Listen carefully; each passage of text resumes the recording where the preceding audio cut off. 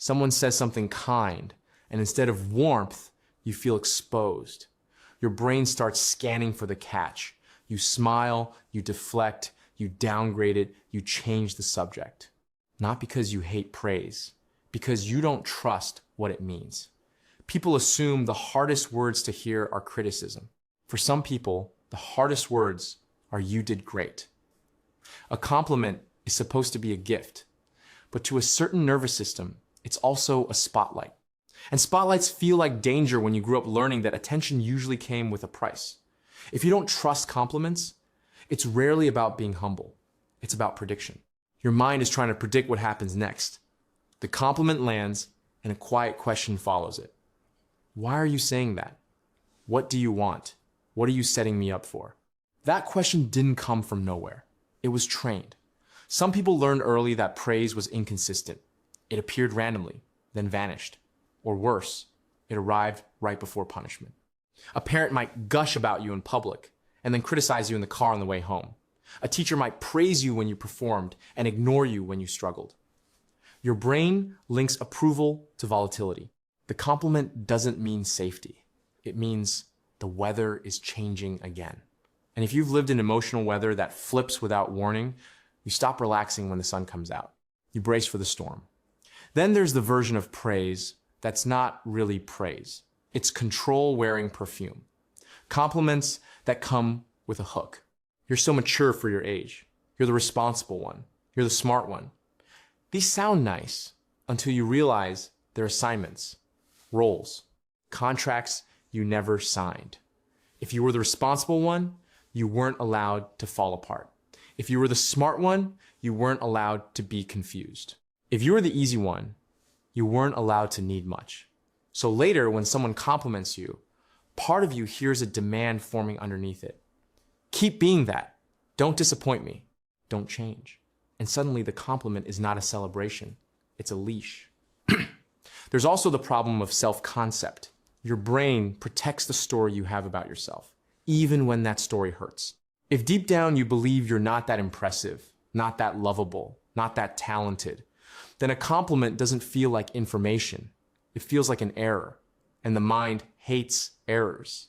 Cognitive dissonance is what happens when new information clashes with an existing belief. If your belief is, "I'm not enough," and someone says, "You are," the mind doesn't automatically update. It tries to dismiss the new data. They're just being nice. They don't really know me. They're exaggerating. They pity me. It sounds paranoid, but it's actually your identity defending itself. Because changing your self-image isn't just accepting a nice sentence. It's admitting you've been living with the wrong map. And if the map was built in childhood, letting go of it can feel like betrayal. Some people can't take compliments because they were trained to measure love in usefulness. In a lot of households and cultures, affection is practical. You earn it by achieving, helping, performing, being convenient. If you weren't producing, you weren't noticed. So when a compliment comes in that isn't attached to output, it feels suspicious.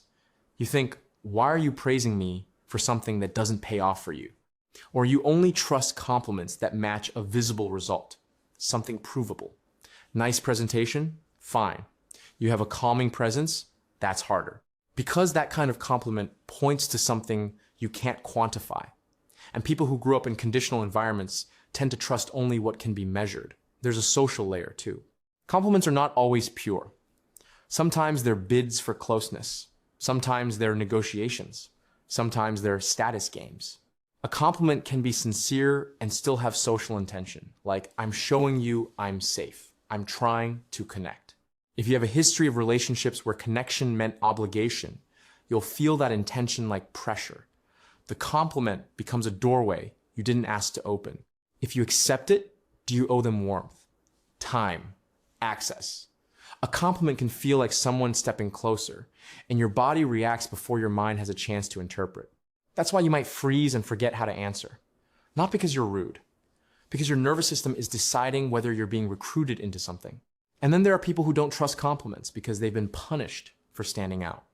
Maybe your family valued modesty so intensely that pride was treated like a character flaw. Maybe peers mocked you for confidence.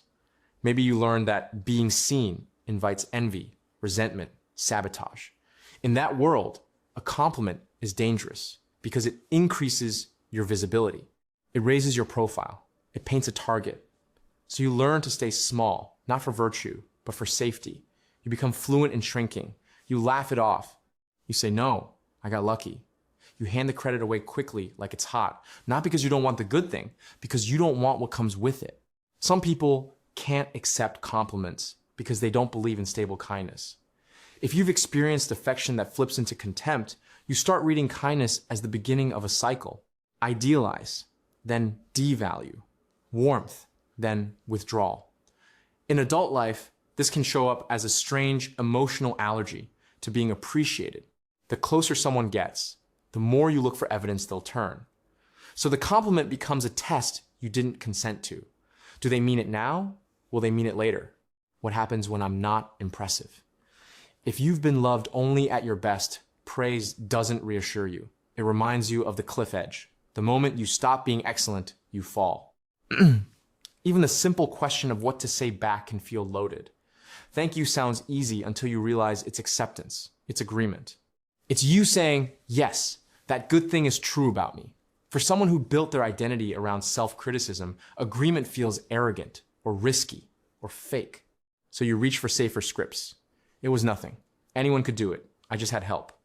Those responses aren't always modesty. They're self-protection. If you don't claim the compliment, no one can later accuse you of thinking too highly of yourself. And if the compliment turns out to be insincere, you've already distanced yourself from it. You didn't invest. You didn't fall for it. There's a particular kind of person who distrusts compliments because they grew up with emotional precision. They were praised only when it was strategically beneficial for the adult around them, or when they were being compared to someone else. Praise in those homes wasn't a reflection of you. It was a tool in someone else's hand. So your mind becomes trained to interrogate motives. Most people hear, "You look nice today," and feel seen. You hear it and wonder, why today? What changed? Is this manipulation? Are they about to ask for something? Are they trying to soften me up? This doesn't mean you're cold. It means you've learned that words can be currency. Compliments can also trigger grief.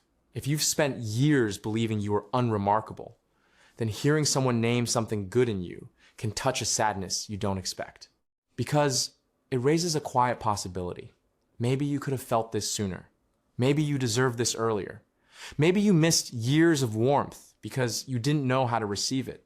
So you shut it down quickly, not because it's false, but because it's too real. There's a paradox here.